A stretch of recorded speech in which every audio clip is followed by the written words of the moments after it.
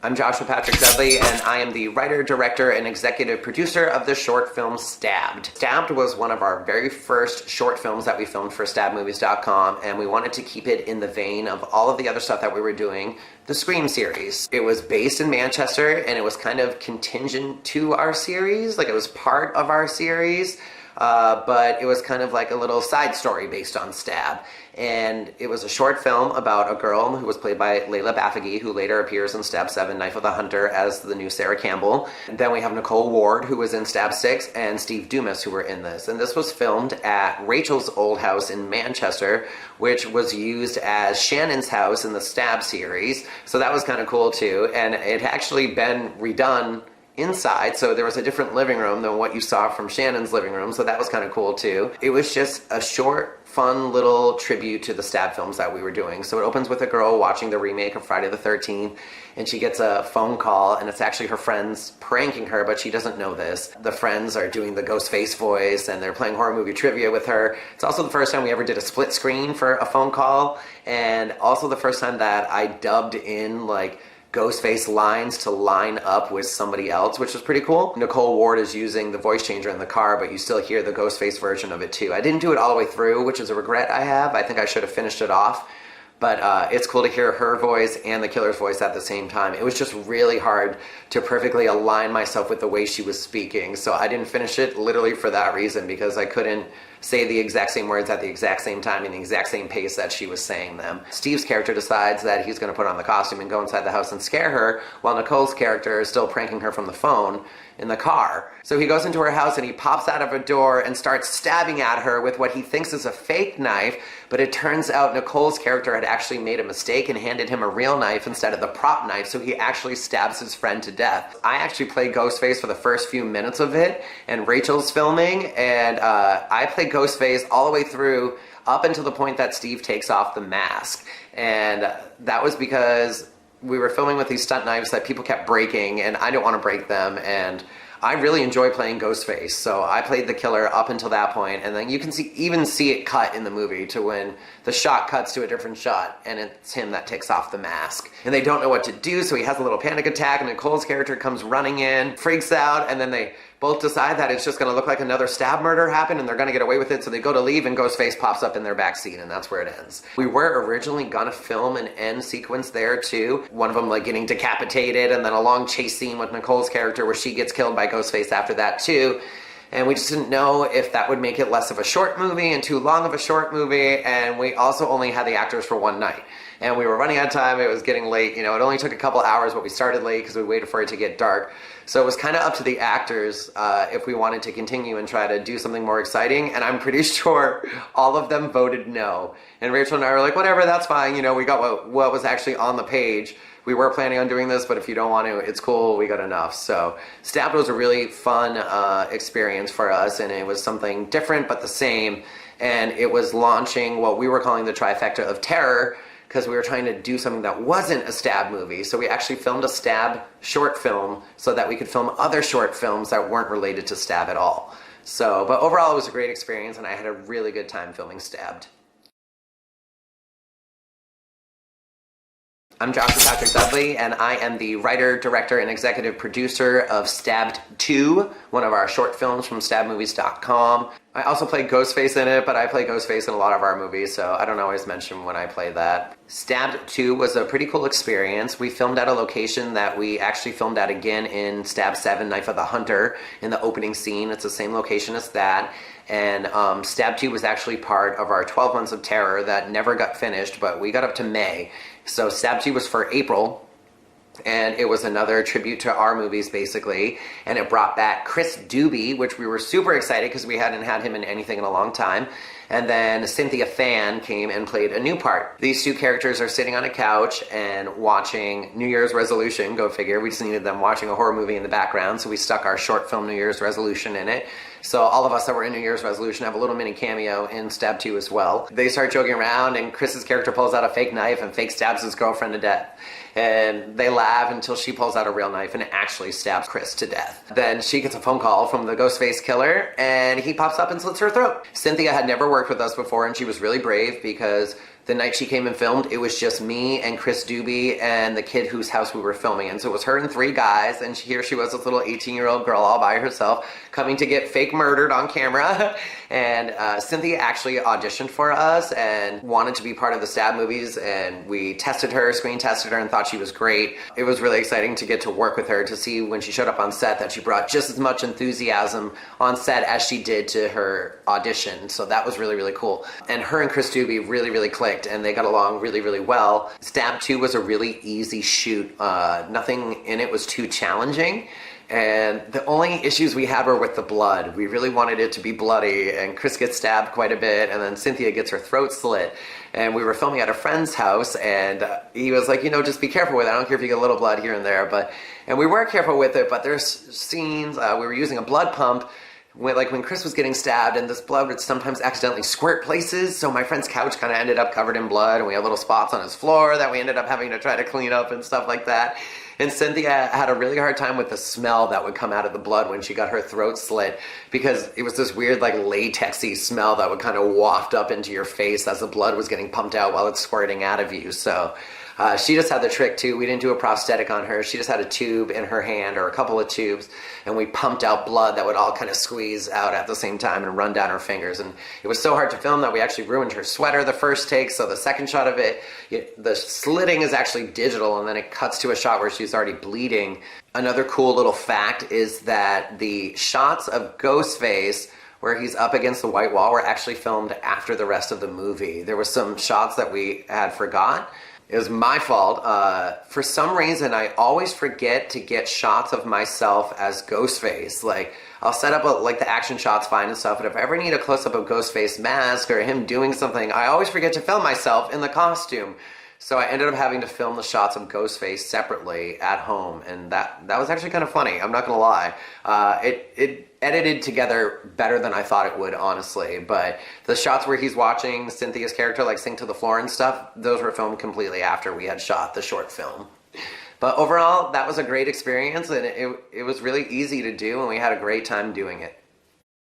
I'm Joshua Patrick Dudley, and I am the director of The Gates. Taking credit for anything on The Gates feels a little weird because it really was all Rachel's brainchild.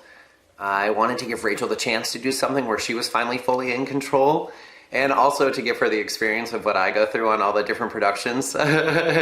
So it was really neat to see what she came up with. Rachel is a huge fan of ghost movies, and it took me a little while to come around to them. I've always been more of a slasher movie fan myself. So having Rachel throw around all these ideas for a ghost movie got me excited too, and I'm like, you know what? We're going to do short movies. If you want to write it, we can do it. So that's what happened. She wrote it, and like I said, I'm credited as a director, but I really think I should give the directing credit to Rachel. I was mostly there pointing the camera. I was a glorified cameraman, I think.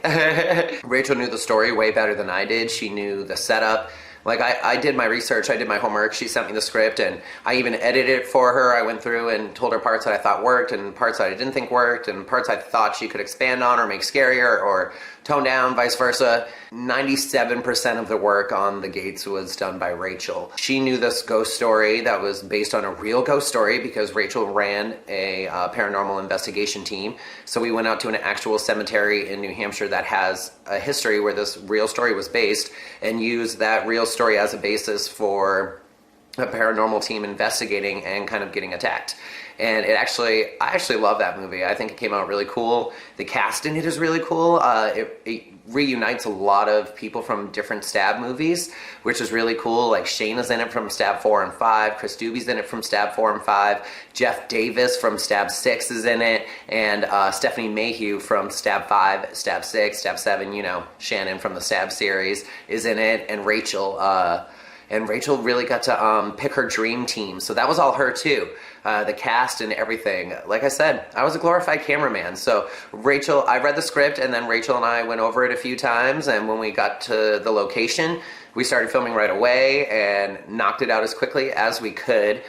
We actually ran into, halfway through filming, funny story, we ran into another actual paranormal investigation team and kind of had to ask them, hey, if you're going to be here, can you at least stay on that side of the cemetery, or maybe clear out so we can finish doing this. Again, another really interesting experience, and I'm glad that Rachel was in the driver's seat and that I kind of got to sit back and watch somebody else's creative process for a little while. I don't really have any regrets from the gates. There's a few shots I think I could have done better, and definitely outside lighting was something we did not master and probably still haven't mastered to this day, but we definitely were struggling in the lighting department on that movie. But aside from that, I really enjoyed it. That's the only other thing I did on it. I edited it all together, and because I always do all of our editing. It was actually a pretty easy edit, and just the tricky parts were like when the hauntings happen and the attacks, and like Stephanie with the weird walking and stuff like that. Like, how much can I show? How much can I cut away? How many scenes can I blend together without it looking like the whole camera's just warped? So, but the gates was really, really cool. But like I said, Rachel, that's all you, baby girl. I'm Joshua Patrick Dudley, and I am the writer of Bloodlines, and I also play Dustin in Bloodlines. I am a huge Buffy the Vampire Slayer fan. I have been ever since the show debuted when I was a little kid, so I knew at some point I wanted to do a tribute to it. So as part of our trifecta of terror that we were doing at the time, I wrote a short film called Bloodlines. That's basically the story of a vampire and a slayer who are in love, but neither one knows that each other is a vampire or a slayer. So, and I made it a little more in-depth than that. We made it so that Dustin had killed Kendra's mother, and Kendra was actually the daughter of Buffy, the vampire slayer. So if you were a Buffy fan, you'll know that Kendra was the slayer that was called after Buffy when Buffy died in the first season. Kendra was in it for the second season, and then she died. I thought that would be a neat little nod to have Buffy name her kid after Kendra, if she ever had one, just in theory. I am sad that I played a character that supposedly killed Buffy the Vampire Slayer. I would never kill Buffy. I love Buffy and Sarah Michelle Gellar, so who is an alumni of Scream 2. Stab fans, you already know that. Bloodlines was really more of an experiment than anything. We wanted to practice special effects makeup, we wanted to practice stunt fighting, and we wanted to practice movies without music, because we had a running theory for a little while that music was the only thing that made our movies watchable. So we wanted to try something that involved way less music, and we didn't have to use a composer, and we didn't have to worry about it being original for copyright purposes. So most of Bloodlines doesn't have any music. It's mostly sound effects, and we spent hours on that vampire makeup. It hurt. So the vampires and Buffy have this like snarled up face, and I wanted, it's a tribute to Buffy. I've always wanted to be one of those vampires since I was a little kid, even if it was just for Halloween or something like that. So we found the prosthetic and we put it on, and I did a lot of the makeup myself, and I got glue in my eyes and all this liquid latex, and we put these yellow contacts in, and then my eyes were on fire from these contacts. So for a while, I was only able to film for a few minutes at a time, and then we'd have to take the contacts out and wash out the contacts and wash out my eyes again, which would make my makeup run again. So by the time we put the contacts back in, they would start to burn again because we had to reapply makeup. The vampire makeup was such a process, and the fangs too. We tried several different kinds of fangs and ended up using just those ones that are individual fangs that stick on. And they look okay in the movie because they're mostly fitted to my teeth. But that was the third pair we had tried to master, and we even had a custom pair made that was a full teeth set for me of my teeth just with fangs to look like the Buffy vampire teeth fangs, because all of their teeth go a little bit pointy on Buffy, and it didn't fit after we had it custom made for me, so I couldn't wear them, so that was awful. So I had just these two little clip-in fangs, and they're not that bad. It wasn't awful. So the makeup process, however, was terrible, and Rachel can attest to that. She really had to help me out there with the contacts and getting things in and off and on, and it was a painful process, but it's pretty cool in the end, like to see what I look like. The only thing I think I would change about the makeup is when I was learning how to do makeup like that, it tells you to put like a really red base, and we did, just so that it looks like there's like flesh and blood tone under the, for the skin to blend it all together, because you put on the piece and then you have to make all your skin look the same, so that it looks natural. And I just think ours was just a little too red after still. If anything, I just wish we had evened it out, and we do eventually. Like, you'll notice there's like a few shots where I'm kind of like sunburnt, and then once we're like outside, I look kind of normal again. So, but basically, yeah, there was no script, and I asked Kara Shields to be in it because I wanted a hot vampire slayer, and Kara's super, super sexy, so I figured if she was the daughter of Buffy, that she would be a babe because Buffy's a babe. So I asked and Kara agreed, and it was kind of fun for us to get to play different parts, and for me, to play a straight guy, let alone a vampire, and for me to even think about being in a relationship with Kara was really, really funny for me. But I really enjoyed our time filming it. The stunts were really fun. We went for it. Kara really, really, really went for it too. Like, I'm not the only one throwing myself around in that, and she has no stunt training whatsoever, so it was cool to kind of teach her and watch her learn, and she's very strong. She's almost like a gymnast, so she was very good at a lot of it. We had a really, really good time. And then the ending, the dusting sequence, was actually done by a friend of mine because I'm not very good at special effects. I know minor things, and I'm slowly trying to teach myself more things, but I was not good enough to get the vampire dusting that I wanted, where my skin kind of turned to dust first, and then you see my skeleton and I disappear into air. So that was fun to film, and then the big reveal, you know, that it was Buffy's daughter. I thought it was just a really cool connection for probably what is our shortest film that we have ever made. I'm Joshua Patrick Dudley, and I'm the writer, director, executive producer, and I play Will in New Year's Resolution. So we decided after making a bunch of stab movies and our first 3 short films that we really wanted to make more short films. They don't get as many views as our full-length movies, but they give us the opportunity to explore things that we aren't able to explore in the other movies that we're making. So we decided we were going to do 12 more short films, and we were going to film them all back to back, starting, you know, ahead of time so that we wouldn't be behind the game, and we would release one a month, and they would all be holiday themed, and we called it the 12 Months of Terror. So for the first month, it was New Year's Resolution, and obviously it was to premiere on January 1st for New Year's.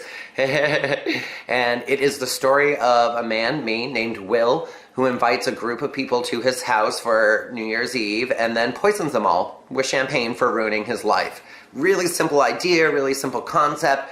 Nothing that hasn't been done before and nothing too out there, but still something that was really fun for us to do and really fun for me to play. So we actually filmed way before January. I think we filmed in like October and November of the previous year, and we rented a hotel suite like we had done for some of the stab movies and decorated it to look like a New Year's party, and there was supposed to be about 10 other people that showed up as extras so that it was a really big party, and that when I killed everyone it was like a big mass death, like there was like 10 people that died at once, and one extra showed up. One. Gregory Tolson. Thank you, Gregory Tolson. So because Greg was the only extra, he also got promoted, and we kind of gave him a little bit of a part. He didn't really have any lines, but we gave him a name, and we kind of worked him into the script so that it made sense that he was there and he wasn't just part of a random crowd that was no longer there. So I also had with me in there, of course, my best friend Rachel Alexandria Arnold. I had Patrick Stewart, Brandon Vesey, and Lindsay Klossner were in New Year's Resolution with me, and they all did a fantastic job. Brandon has a funny story too. Brandon wasn't supposed to be playing a part, and he was a makeup artist who was going to help me out with some of the special effects on the set. He showed up and we didn't have an actor, so we kind of convinced him to do it, and it was his first acting experience, and we love him for it because he does a killer job, and it was a simple part, and it ended up, I think he had to bump around parts with Patrick or something. We had to shift a bunch of stuff around to make it work because somebody didn't show up. The rest of filming actually went very, very smoothly. It was a super fun time. Everybody knew their lines. Everybody was prepared. We tried some really creative close-up shots of people talking, which worked sometimes and sometimes didn't. Sometimes they came out beautiful. Sometimes they came out blurry and we didn't notice it until it was too late and we couldn't use the shot anymore. The special effects were funny. We drew on with like Crayola markers, veins on people's face, and Patrick was the first to die, and I really didn't spend as much time on his veins as I should, so when you watch that, you'll notice how bad they are. And then I forget that Brandon was there to actually be the makeup artist, so I kind of let him do the rest of the veins on everyone as they die, and they came out much better. They're lighter, they actually look like veins, not like big chunks of shit like I drew. So, and then everybody pukes up this white foam to look like they got poisoned, and what it really was Alka-Seltzer tablets, and they either just put it in their mouth and let it dissolve with their spit, or they add a little bit of water and kind of swish it around, and their mouth was just full of this foam that they had to spit. So Patrick goes first, and his came out really thick and foamy because he just kind of put it in his mouth and sucked on it, and It worked, you know. Getting Patrick to die was a really funny story too. Side note, he had a hard time falling, and it just became this funny thing that Patrick couldn't fall down dead. And the shot we use of him actually hitting the ground is so funny too, because it took us so long to get there. And then it kind of starts off this process of everybody else dying, and everybody else's foam is a little bit different. When Brandon puked up his foam onto me because he's trying to like beat up my character, I literally almost threw up. You can see it in the bloopers, and it's the shot we used in the movie is me almost puking on him after. It's just an odd sensation. Like, I knew it was fake, but him spitting that out all over me really feels like someone's puking on you, so I instantly gagged, and it was really hard to hold back. That was probably the grossest part of filming that movie. And then they all start to puke up that foam shit and die, and everybody dies except for Rachel's character. And I asked Rachel why she didn't die, and she admits that she's a recovering alcoholic, so she didn't take a sip of the champagne. Then I end up killing her with our famous Buck 120. This was, we got some new equipment. We got a dolly, so there's some cool shots in there. The dolly we still don't use very frequently because you have to have a really smooth surface, or you have to build yourself a track to use this dolly. And it's rare that we have a smooth enough surface that we can use it. But New Year's resolution, a couple of shots, you will see that there's some nice dolly shots in there where the camera's slowly like panning around, especially when Rachel at the end is moving toward the fridge. In the Stab movies and pretty much everything else that Rachel has been in, she pretty much always plays a badass. I mean, her character slowly turned into a badass in the Stab movies, but you know, she never really gets to play the victim. She never really dies, and I thought it would really be fun for her to have a chance to be the final girl. Like, that doesn't happen in our Stab movies. She's not the final girl because she's somehow always working with the killers, because I like when she plays crazy. But, so that was really cool to have Rachel as the final girl and have it end that way. It sucks that she dies. That was the theme of all of these movies that we were making for the 12 Months of Terror, was nobody was going to live in any of them unless they were a killer. The killers could survive, but that would be it. So my character lives and everybody else dies, and it ends with me laughing, which I got so many comments on that I actually echoed it again when we made Christmas Wish. My character laughs into the credits as well. Just because apparently I have a creepy laugh that people think is weird. New Year's resolution was great, and it was an awesome start to the 12 Months of Terror that we didn't finish, but I'm glad we made it, and I'm glad we tried something new.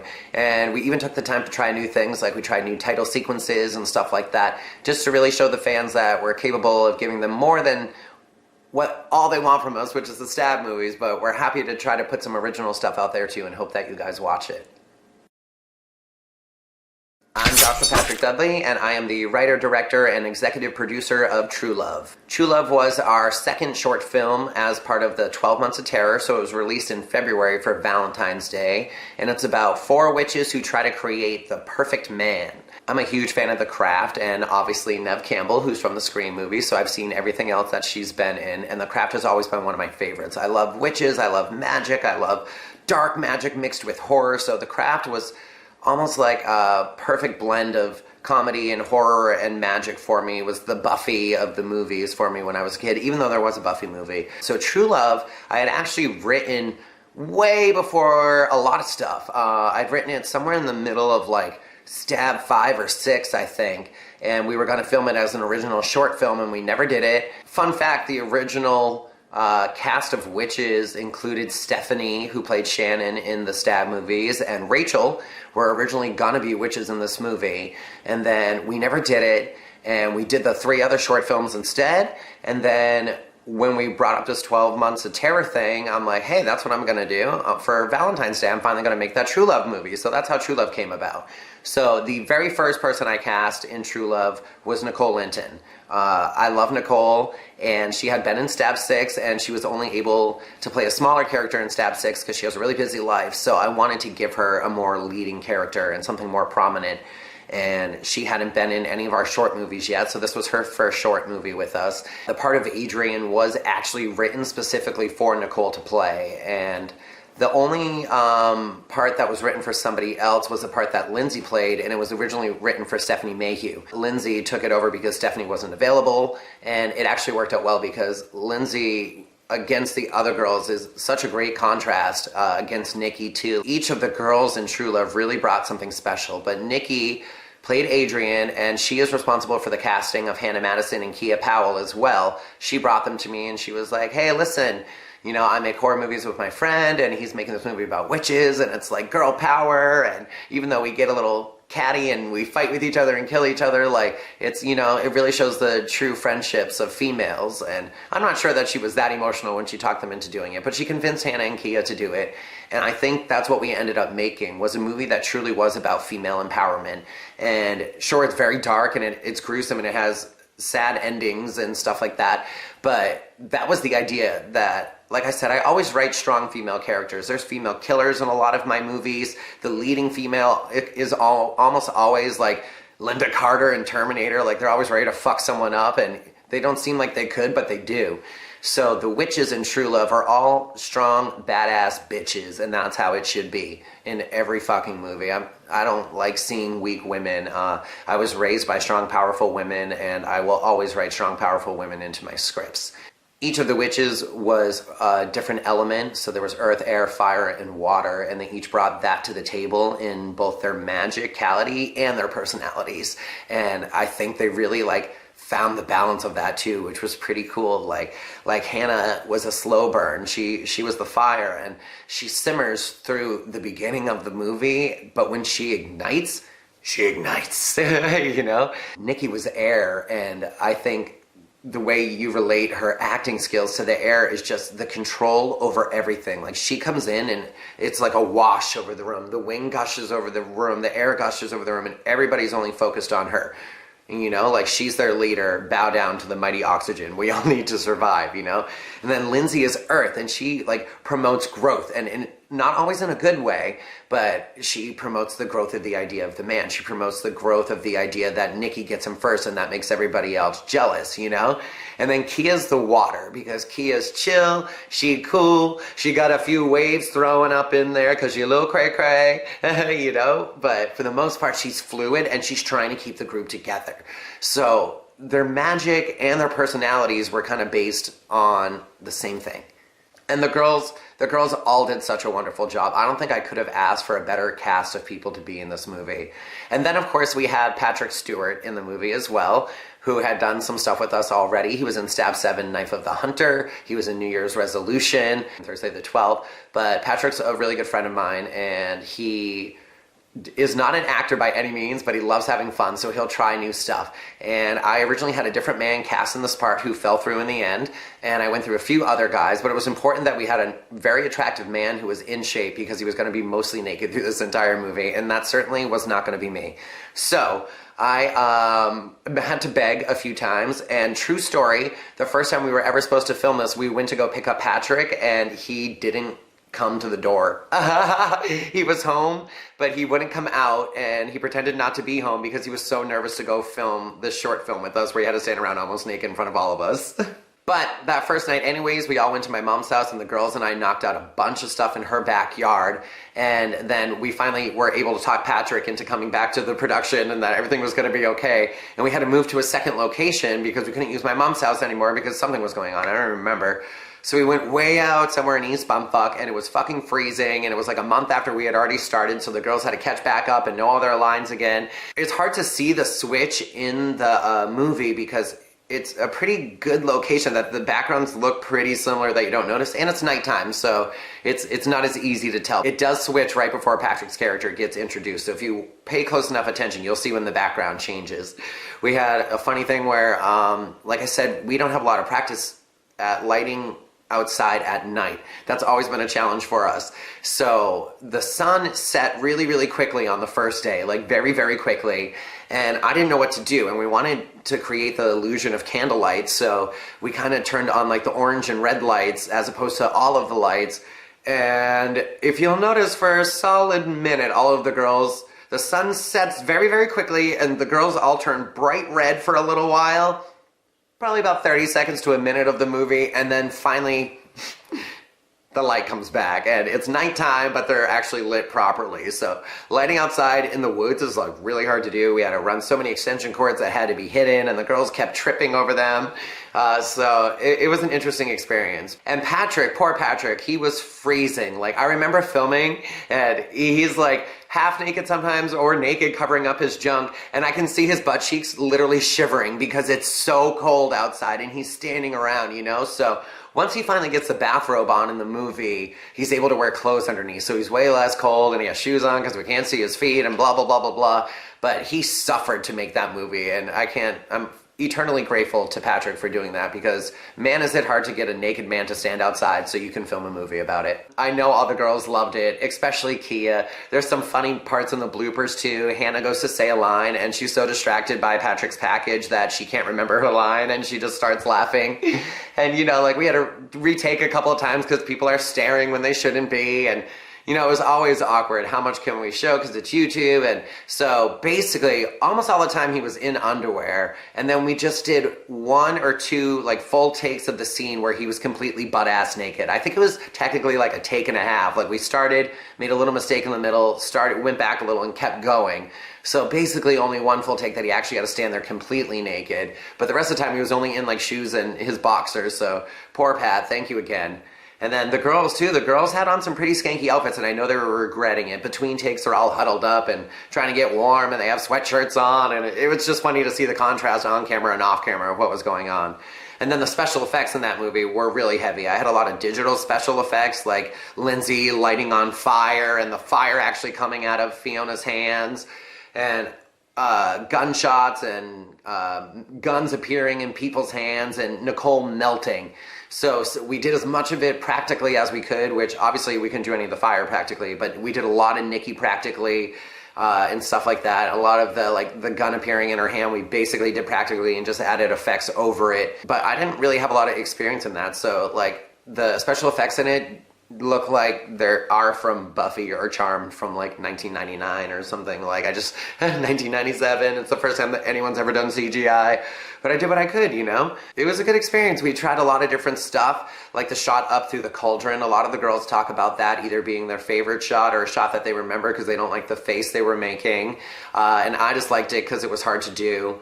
One of all of our favorite memories is the cauldron catching on fire while we were filming. That was pretty bad. We also did a promotional photo shoot and video shoot before we did this movie, and that was a little bit of a test to make sure the whole cast was going to show up and that we all clicked, and then it kind of turned into a little table read after too. But we walked across the street from my house to this little park, and we did this little photo shoot with everyone outside and video shoot that made them look like they were on a soap opera with like slow turns while the wind was blowing in their hair and stuff. And then we did photo shoots inside against probably this black background, I think. Actually, I'm pretty positive it was. And I added in like their special powers and stuff like that after, and smoke and clouds around them and stuff like that. It's still some of my favorite promotional artwork that we've done to this day because the girls look stunning in their pictures, and I love the magic effects that we added. And Pat's just hot in anything, so True Love was an awesome experience, and I actually just wrote a sequel to it right now. It's called True Love: The Beginning, and it's about the witch's first attempt at making a perfect man, and everyone's back for it except for Patrick and Lindsay, and obviously it has to be a different man that they create the first time, but and Lindsay now lives in a different state, so you'll have to see how that story develops. But I hope you guys like it as much as you like the first True Love, and we had so much fun making it. I'm Joshua Patrick Dudley, and I'm the writer, director, and executive producer of Thursday the 12th.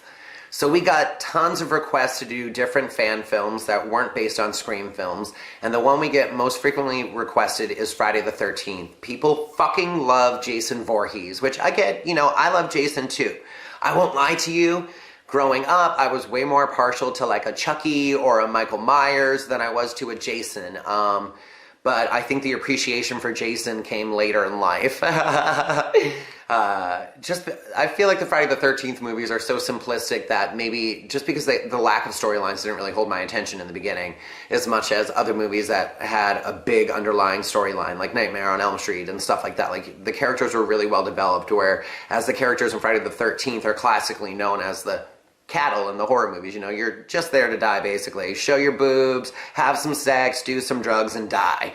You know, Friday the 13th basically builds the rules of horror movies that the Scream and Stab movies function off of after. So it seemed fitting that we were going to do something based on Friday the 13th, especially considering how many requests we got to do so. I really wanted Rachel to be a part of it, but unfortunately she couldn't be. So Patrick Stewart and Nicole Linton and I went out to Hollywood, and we had Ruben Morales, who already lives out in California and is a well-known Jason cosplayer, play our Jason. And let's just talk about Ruben for a minute.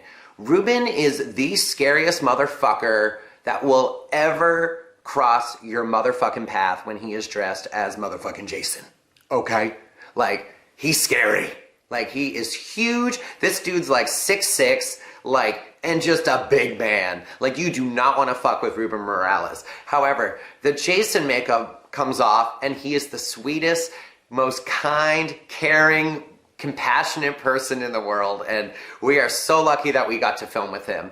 The story of his arrival is really funny. We were setting up over by these bear caves because we were filming in an abandoned zoo in California, and we see this huge dude start walking toward us, and from like yards and yards away, he pulls a machete out of his backpack and just slowly keeps walking toward us with his machete up. And Patrick and Nicole and I are looking at each other like, yo, this better be the dude that's playing fucking Jason, or we are fucking fucked right now, you know? Like, if this isn't him, this is some random dude that's coming to kill us in an abandoned zoo. Like, do we fucking run, or do we wait to see if it's Ruben? So, it was Ruben, thank God. And all was good. So Ruben was awesome because he came with his own props and everything. And like I said, he's a Jason cosplayer. So I had the opportunity to pick from any single version of Jason that has ever been on screen because he has every single costume. So the version I picked was the Freddy vs. Jason. And just that version of the costume because I feel like it's the most recognizable version of the costume, and it's the simplest combination of all the different versions of the costume. So it's kind of the universal Jason to me, and the super dead version of Jason. The only downfall is we forgot to bring black makeup to put around Ruben's eyes under his mask. And he had this big headpiece that went on to look like dead skin and all this other shit, but we forgot to be able to darken around his eyes. And I'm telling you, this abandoned zoo in California, like from the house we were staying at and from Ruben's house, like we were fucking far away from everything. There wasn't even a store within miles. So there was no options but to keep filming, so we kept trying to light him so that you couldn't see his eyes. But because it was so dark and, again, limited lighting, and I'm not good at lighting nighttime, you can see his eyes in a few shots. And I think that's really the only thing that bothers me about Thursday the 12th. When we went out there, we originally sent out a bunch of our equipment ahead of time and supplies. So we sent out like 2 gallons of blood, and we had bought some new camera equipment that was like for my shoulders so we could do some cool running shots and stuff like that, and some lighting, and I can't remember what else we sent out, but we sent out this huge box to California, and we sent it out to Ruben, and we're messaging him about it, and we're like, hey, have you gotten that yet? Because we're heading out in like a day or two, and we just want to make sure the package is there. We sent it like 2 weeks ago, and he still hadn't gotten it. So I called the post office, and the post office lost the package. And of course, I'm too stupid to insure it, so we lost all of this stuff. I did eventually get back in the mail proof that the post office had found the package and it was damaged, and it was literally what they sent back to me was a piece of the box covered in the fake blood that must have exploded inside of it, and it must have damaged the whole box. I don't know what happened, but it was awful because we really did take our time and package it carefully, but it didn't make it out there. So while we were in California, we had to run around Hollywood and pay absurd prices for stuff that we had already bought once too. So, like, I think we paid like $80 for a gallon of fake blood out there. So you'll notice that Thursday the 12th is very, very, very fucking bloody because we were getting our money's worth. We were not able to bring that gallon of blood home with us, so we were using that whole fucking gallon of blood while we were there. I love Ruben's entrance in that. He comes in and just takes out Patrick, and Nikki's screaming her lungs out, which is something that Nikki never really gets to do either because she normally plays a bad bitch. So for her to play a victim was really cool to see, and she was so good at it too. Like, she looks terrified. And filming Patrick's testing was a little challenging. For some reason, he just didn't quite understand the direction of what it needed to look like. So there was a lot of me demonstrating, a lot of me doing it for him. His screams are actually me that are added in again in post, where I like dub myself to sound like him, and I'm actually his screams in there because he didn't actually scream.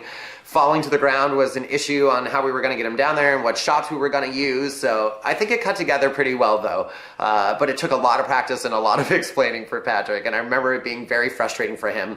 And he kept talking about how when Jason was swinging the machete, Ruben was actually just like lightly hitting his chest a few times, but Patrick lifted up his shirt and he had all these cuts across his chest. Like they weren't deep or anything, but you know, he's getting it is a real machete, but it's very dulled down. But the tip of it, you know, is just scraping across him over and over and over again. And he wasn't saying anything. And that's why he was having a hard time with stuff, because he was actually getting a little bit macheted every time he got macheted. So his character dies, Nikki takes off, and she kind of hides back in those bear caves that we had started filming in at the beginning of the movie. And she has this beautiful shot of her looking terrified up there, which again, Nikki never gets to play, so that was really cool to see. Jason comes in, she thinks she gets away, and then of course Jason does that magical teleportation thing that he can somehow do, and Nikki runs right into him. And it's funny because they aren't named in this movie. Patrick and Nicole I never gave their characters names, so they're literally credited as girl and boy. So Jason somehow teleports and Nikki crashes into him and hits the ground, and he machetes her to death and then drags her off, but that's actually not how her death scene was supposed to go. Some of the equipment that got lost in the mail prevented us from filming the actual death scene that was written. Originally, Nikki was supposed to get impaled through the stomach and into the tree, and she was going to get stuck into the tree, and then Jason was going to rip his machete out of her, and then he was going to hack her up on the ground. And I can't remember if he decapitated her in the original and just took her head, or what happened, or how we had planned on doing that. I think we were going to green screen it, but I think he still dragged her off at the end of it because we decided that wasn't practical. But originally she was supposed to get impaled into the tree, and it was supposed to be like this long, gruesome shot of her in pain hanging on the tree, but we didn't have the harness to hang her from the tree, and we didn't have the half-fake machete to have stuck in her, so we couldn't do it. So, you know, her death scene turned out to be a little more lame in that than we wanted it to be. But her getting dragged away at the end is very, very real, and she'll tell you it was across gravel, like she went for it, and I love you for it, Nikki. Thank you for committing. You always commit and give 100%, so thank you for getting killed and killing it. Filming in California was amazing, though. It was so nice to film in good weather. That was such a good start. There were a few little mishaps, especially in the running scenes. I ended up falling a few times because I was running backwards a lot, and I got hurt a couple of times, actually, while we were doing it. And there's some spots that you guys can't tell, but Patrick and Nicole are actually running in place, and I'm just kind of jogging in place, too, to make it look like we're moving, because it was easier than having to actually run around this zoo over and over and over and over again. And again, we're on limited time. And Nikki got scared at one point when she was up by the animal cage because she heard noises. But it turns out some of our fans had found us because we were posting about where we were filming on Facebook. And some of our fans were kind of secretly following us around and like watching all the production. So it was really cool because at the end of filming, after all was said and done, they're all covered in blood and everything, but all these fans are there and they all want to take pictures with Jason, and they want to hold his machete, and they want pictures with bloody Nikki and bloody Patrick, and Patrick's mostly cleaned up at this point, but you know, it was what it was, and it was cool that, you know, we got to really meet our fan bases while doing something. Like, we've been to horror conventions and stuff like that, but to actually get to meet them in person while we're filming and let them watch our filming process, that was really, really cool. I do remember feeling like I was the only one they didn't care about, though. Like, the fans came over, I took a couple pictures, you know, said hi to a few people, but they mostly cared about taking pictures with Jason and Nicole. And I was like, you know, I wrote this, right? And I'm the one making it.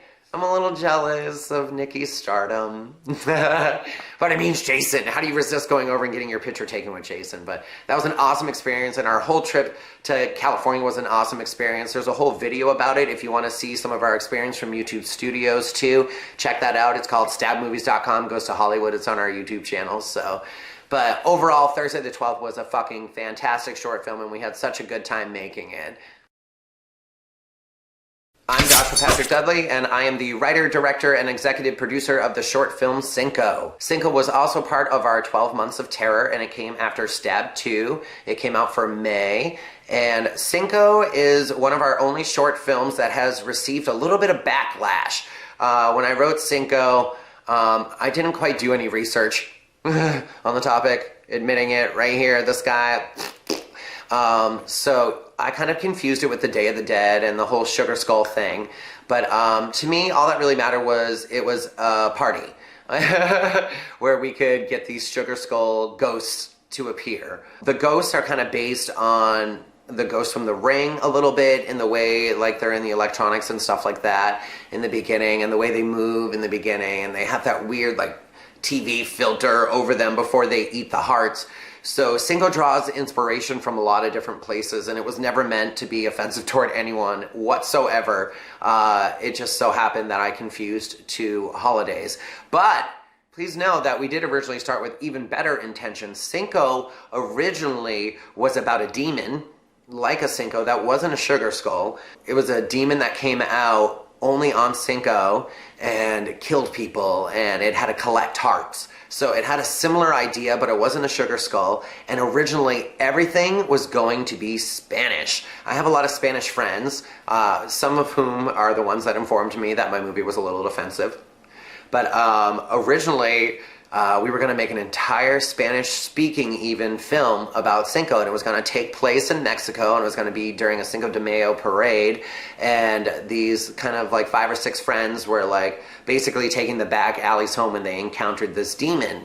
So, and everything was going to be in Spanish, there was going to be subtitles, and I had a friend, I was writing the script, and he was translating it, and it just kind of fell through that we couldn't get our friends of our friends to be the actors that could speak Spanish in it. So Cinco got rewritten and reworked into the 12 Months of Terror, and turned into what it was, about 5 friends who are going out to a nightclub, and it turns out the nightclub is abandoned, and most of them get their hearts eaten by Cinco demons, Sugar Skull demons, Sugar Skull ghost demon things. A lot of great people in Cinco: Mark Haggett, John Wallace, Ashley Younger, Hilary Lawson, Annie Lawson, and then you had me there, you know, directing, and then Nicole Linton and Lindsay Klossner played the ghost, and Brandon Vesey did the makeup for it. So we had a really fun cast with us and crew, and this was the first time I had met some of them. John, this is the only time we ever worked with John Wallace, and he was awesome the whole time. He was very professional and super fun, and he had good ideas.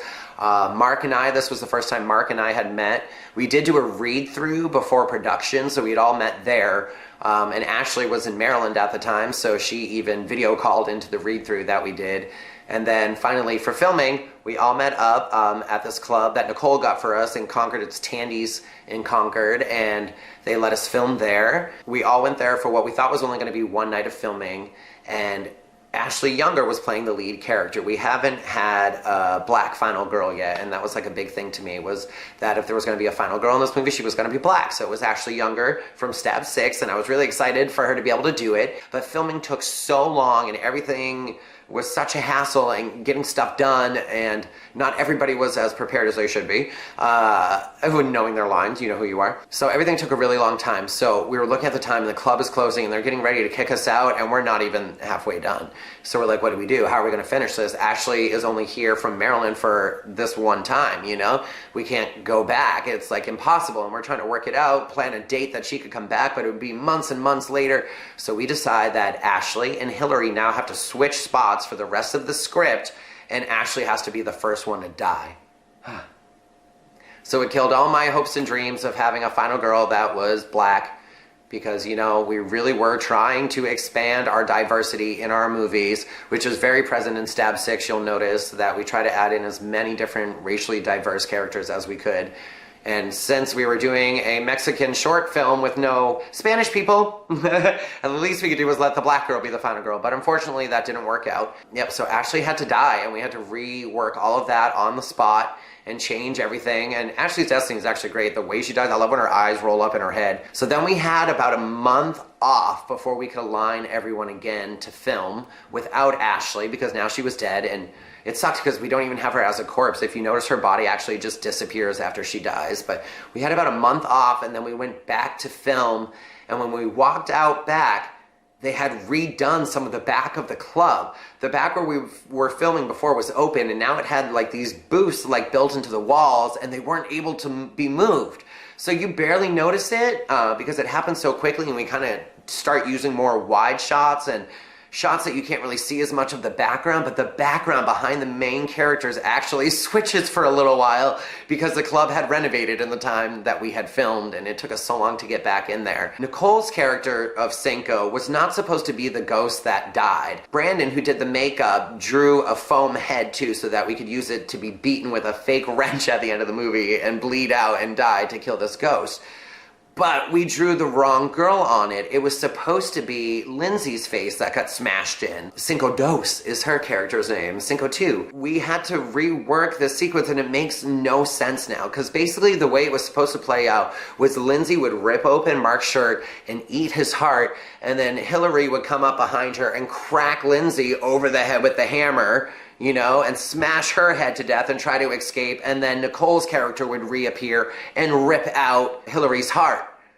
But, like I said, we had the wrong head, so we had to switch it all, and it made no sense because now we had to add in this thing that Hillary's character was like hiding and waiting for the other Cinco to come back, and somehow Cinco Dos doesn't notice what's going on between Cinco and Hillary's character. Like, the end of Cinco is a mess because it's not filmed the way it's supposed to be because the stunt head was wrong, and I don't think anyone remembers that but me. There's a shot when Hillary is smashing the head at the end. She gets blood in her face, and I had like a cup full of blood, and we had tried a couple of times to make blood spurt on her, but it wasn't working. So we only had this like one take to really try to chuck like a full cup of blood at her, and man, it went right in her mouth. It splattered everywhere. Like, we were done after that. Complications on that shoot included many of the hearts getting ripped out. Like, a lot of people didn't know how to react when some taking a fist through the back, like which way your body would move, and there's a lot of physicality practice in Cinco, but it was also great because Cinco shows off a lot of physicality too, and there's a lot of stunts, and there's a lot of fighting, there's a lot of gruesome effects that we haven't done before. There was jello hearts that the girls got to eat that I made out of molds and I painted with like food coloring,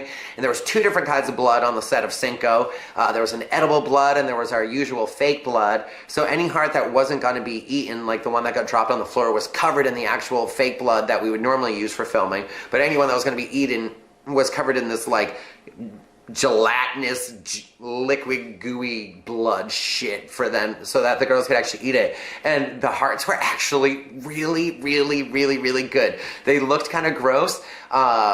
If you looked at them, you're like, ew, why is Jello like that? But they were made with condensed milk so that you couldn't see through them, so they weren't clear Jello. And that's what like helped dye them those certain colors and the flesh tones too.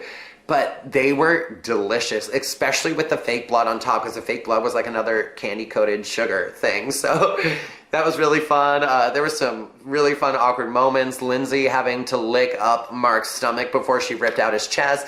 Lindsay also forgot to wear underwear, so that took some effort trying to film her squatting over Mark because she wasn't wearing any underwear, and we had to keep our dress balance perfect, and she was embarrassed, but we got it on camera anyways. Like, so overall, Cinco was a really fucking great time, and I'm glad we did it. Originally, at one point, we were planning a sequel to it too that explains that there's actually 5 Cinco ghosts, and they all kind of represent a different thing. And Nicole's Cinco ghost is like the Cinco ghost of that embodies strength, and Lindsay's is the ghost that embodies sexuality, and so on and so forth. So they're going to be more, and they're all actually ruled by this one big man Cinco thing, but we never made it, and I'm not sure that we will, but if we do, I won't tell you any more of the story just in case because it's pretty good.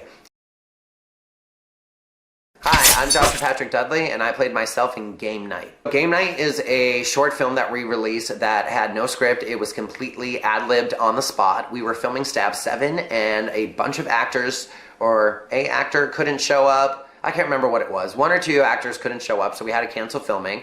And then we reworked it because there was 4 of us already here, so we decided we were going to do something. So we kind of just came up with this idea on the spot. And my mom had taught me this game when I was little. I think she called it Wink, and it was basically the game we play in the movie. I couldn't really remember the full rules of the game when we started kind of getting into the short film, and we were making it up as we went, so we don't actually play the game correctly throughout the movie. Like, we actually call people out when we're not allowed to. Like, if someone's winking at you, that means they're killing you, and you can't call them out if they're doing that because you're dead. So anyone's like, oh, I saw a wink, like that happened a couple times in the short films, and I just had to kind of work around it in editing that, you know, this was our own version of the game. But the idea was every time we got winked at, the lights would go out and we'd wake up and someone would be dead.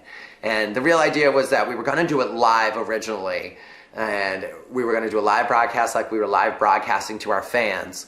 And then this would just start happening, like, hey, we're going to play a game live with you guys, play along, and then we would start dying.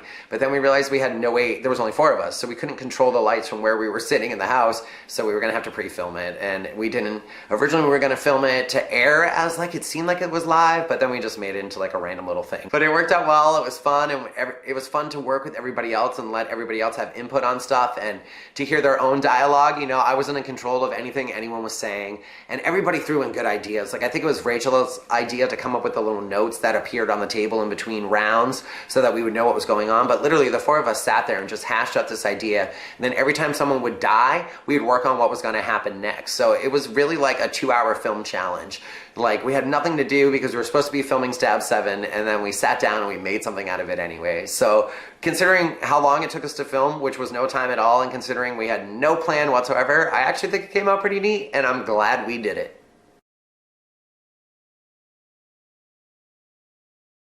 Hi, I'm Joshua Patrick Dudley, and I play the serial killer in Swipe Left. Swipe Left is another example of a short film that we made that we were not planning on filming at all. We had rented a house out in Western Massachusetts to use as the sorority house in Theta, and many things fell apart in Theta and fell through, and we were not able to use the house that we spent $2,000 renting. So if you want to learn more about that, check out the Theta part of the documentary. I had with me Nicole Linton, Rachel Alexandria Arnold, and Daniel Bucciano. So we tried to come up with an idea of something that we could do. And we started talking, and I was talking about like a Craigslist killer, and they're like, what about a Tinder killer? And they're like, oh, that's kind of funny, you know? I'm like, yeah, we could call it Swipe Left. So that's where the title came from. Right away, we knew a title for the movie was Swipe Left. And then we kind of talked about like, well, what happens in this? You know, the girl comes as just a serial killer, then what are all these other people going to be? Then we came up with the ideas that this was a house of horrors that this girl was subjected to. She came over for what she thought was a Tinder date, and it turns out every different room is some sort of form of horror movie, essentially, that she is subjected to. And we actually had a few more people that were supposed to be driving out for Theta still, who were on their way, that were gonna come. So there were actually gonna be a few more rooms originally. There was gonna be like a vampire room, and it wasn't just Nikki who arrived, it was actually a couple who arrived. It was the story was a little bit different because we thought we had more people. So then when we realized that everybody was now screwing us over, including the people who said they were still coming, and it was just the 4 of us, we made it work. I had fun playing my character. Nikki was great playing the innocent girl again too. Then she gets to play the victim, then she gets to play the fighter, and then she gets to play a girl battling for her life against someone that's possessed. And she did such a phenomenal job in all those different roles, you know? And then Dan playing the creeper was like, Dan's like kind of quiet and odd in real life, so him like playing a cannibal was kind of funny, and him sniffing her and being creepy is like, I don't want to say it's not out of character for Dan, but it wasn't hard for him to act. And then Rachel has always wanted to play someone that was possessed, so Dan did her makeup. Rachel just slays as this possessed bitch. Like, she is scary, her voice is scary, her face is scary, everything about her is scary. The plot twist when she breaks Nikki's neck is scary. I absolutely love everything that happens in that room. When she pukes all over Nikki, man, that was hard to film. We had a hard time. We had to change the lighting and then re-darken the lighting in editing to try to make it look the same, because in the dark you couldn't see the puke coming out, and the puke isn't actually coming out of Rachel's mouth. It's me throwing it from behind Rachel's head, and Nikki really had to take it. It did really smell bad. It didn't smell like puke, but it fucking smelled bad. And Nikki's just covered in this shit. And then Nikki had special effects done that were inspired by Death Becomes Her, because she gets her head twisted around. And we filmed her sitting backwards on a table, and then her head facing forward, and I had to splice the 2 shots together. And after we filmed her, we realized we should have used a different angle, because you can't super tell that it's her back, because you can't see that her legs aren't there. Like, the shot wasn't wide enough. So we fucked that up a little bit, but it was a little bit rushed, and we waited so long for the makeup that we just wanted the shot to be, you know, done. And we had already done the first shot, so if we had to redo the second shot once we figured out that her legs weren't in it, we would have had to go back and do the first shot again without the makeup that just took 2 hours to put on. So we knocked that out really quickly, but you know, for what it was, we had a great time filming it, and I think it came out pretty decent, and we got to explore some territories that we haven't yet.